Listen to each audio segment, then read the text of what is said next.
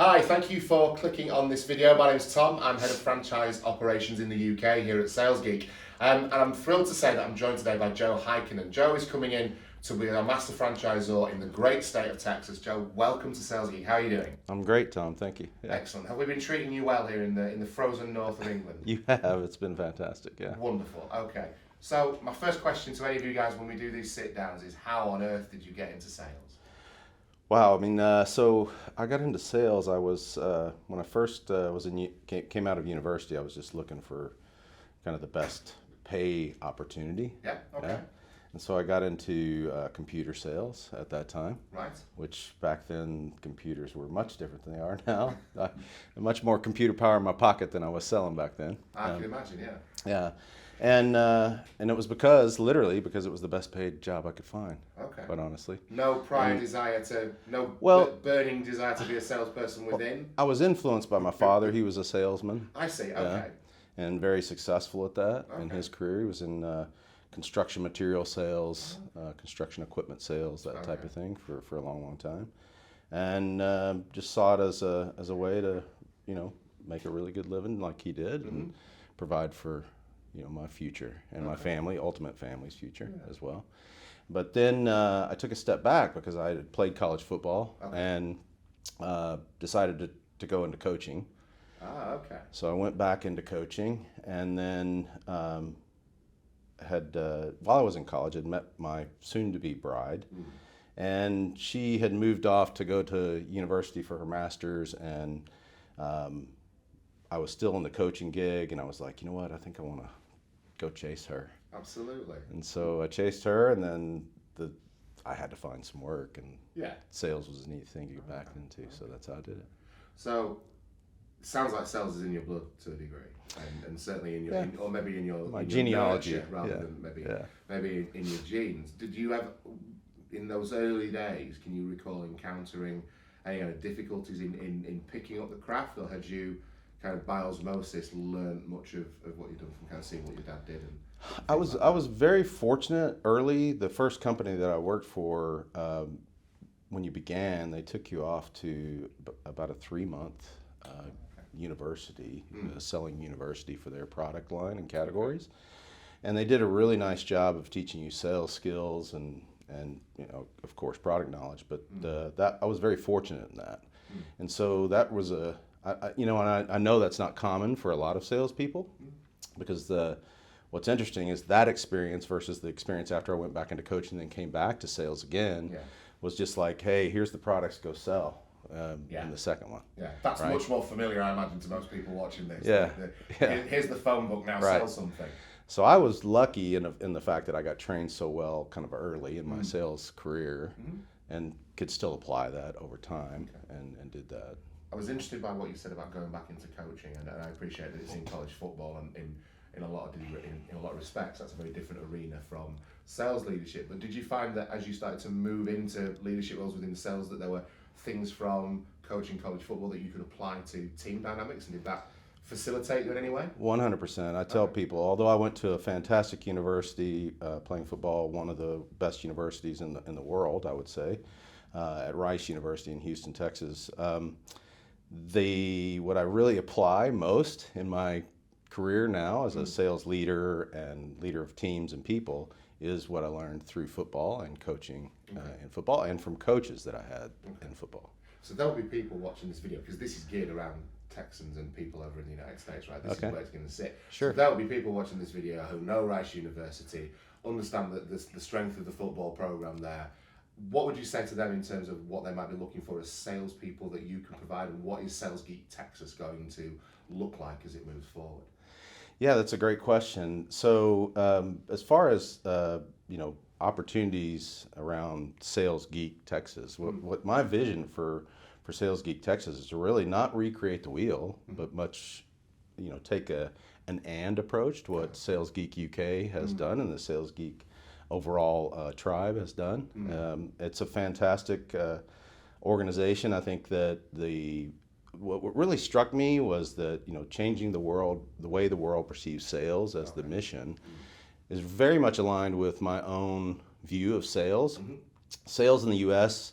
You know, I'm not trying to disparage a segment of salespeople, but it's often looked at as like you're the used car sales guy. You know, you're kind of smarmy in the way you approach, which is a blanket statement and, you know, not meant to offend. But many people internalize that when they go into sales. They're worried about how that's felt by the customer. And I guess what I want is to take the Sales Geek mission and my own personal belief that sales is a worthy endeavor, it's a fantastic profession, and spread that across Texas. Absolutely, that sounds fantastic. Were you ever given a piece of advice, or did you ever pick something up that really kind of truly stayed with you, that shaped the way you perpetrated sales, or how you sold and how you operated? Is there anything that kind of sticks out in your mind that we can give to the people watching today that's a nugget that they can take forward? Yeah, there's a couple of things. I think one was from my father early in my life. He said, Joe, don't ever forget, business is just business. So don't necessarily take everything so personal.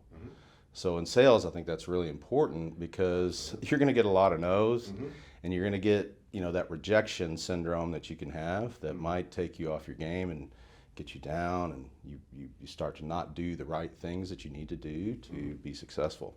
And then the other thing is just fall in love with the process. Okay. You know, and that's something that I learned in football. If you don't love practice in football, you're probably not going to be very successful in the game. And so you have to kind of fall in love with the process. And it can be hard to fall in love with the process, but if you think about what that process is going to create as an outcome, it makes it a little bit easier to internalize that fall in love statement. That makes sense. And I suppose ultimately the process is the thing that we're doing the most of, right? Right. Closing deals and getting signatures on contracts is quite a thin part of the working week. So if you don't love the other 90% of it, then you're off to a poor start, or you're on a sticky wicket, as we would say over in the UK. I'm trying not to use too many British idioms in our conversation. It's okay. Yeah, that couldn't be more British than sticky wicket. I think people might be able to interpret it. Yeah, I think people will pick up on that. So we've talked about kind of where you sit in terms of your ethos and your approach to sales, and we're really excited that Sales Geek is launching in Texas. But how did you first become aware of Sales Geek? What was your first kind of introduction to us as an organization? Yeah, so I've had started out, like I said, early in my right after college in sales, and I then moved into the pharmaceutical medical device world for 30 years, and did various levels of things, and finally, literally almost a year ago as of the end of this September, we had been acquired by an organization, and so through that acquisition had found opportunity to pursue other things. Okay. And through that, I had this internal conversation about what do I really want to do when I grow up, you know? Okay. And I really felt like that there was something I needed to do on my own, and that could have been born from my father, who's kind of an entrepreneurial guy, had created some inventions and things, and I just had never scratched that itch, I guess. Okay. And so I started looking. I looked at various franchises. I looked at other Sales Geek-like organizations, and it just really, as I said earlier, the alignment that I had with my view of selling as a worthy endeavor, as a absolute phenomenal profession that needs to be viewed as that, was completely aligned with the mission and the values that I saw in Sales Geek. And then, of course, engaging with Richard, the founder, and James, his cohort. It really just made me feel like this is the right fit for me. This is a great opportunity. You've done phenomenal things here in the UK. I mean, highly recognized organization for the impact you've had. You've worked with some major organizations, and they've all had great praise for Sales Geek and what has been accomplished. And I just felt like, wow, I'd be kind of a fool to miss it. So excited to get started. Yeah, absolutely.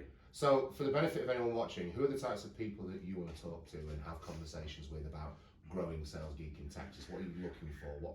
What's the personality type? What position are they in currently? Who do you want to talk to? Yeah, I think it's funny. It's a great statement. I think ultimately, what I would really like to find is people who have achieved a certain level of success in selling themselves, have still kind of maintained a connection to that part of the craft, but have grown into a leadership opportunity where they're currently at. And then perhaps they've kind of found that, maybe a little disillusioned with what's Okay. going on. Yeah. They're and have that same sort of itch that's not scratched that I had, where I want to do something on my own. Yeah. And then can see and have the vision for, how much worth they're providing to an organization, that they're actually kind of giving away a portion of what could really be their own. I see. Yeah, that makes a lot of sense. Absolutely. And it's kind of the same thought process I had. Mm-hmm. And I know that's a wide blanket, but look, I'm willing to talk to anybody pretty much. It all starts with a conversation, right? That's it, and we'll figure out if it's the right fit. Yeah. 100%. And 100%. it might not be, and you know what? We'll part as friends if not, and hopefully it might be, because this is going to be a fun ride. Yeah, we're excited to see where it goes in Texas as well. Listen, Joe, I really, really appreciate you taking the time to talk to me. If anyone watching this is in the great state of Texas and wants to have a conversation with Joe around what he's going to be doing and what Sales Geek Texas can do for you as individuals or for you as a business, all the links that you need to follow are below this video, so click away, drop us a line. I'm certain Joe will be delighted to talk to you. Well, for now, Joe, thanks so much for your time and all the best for the future. Thanks, Tom.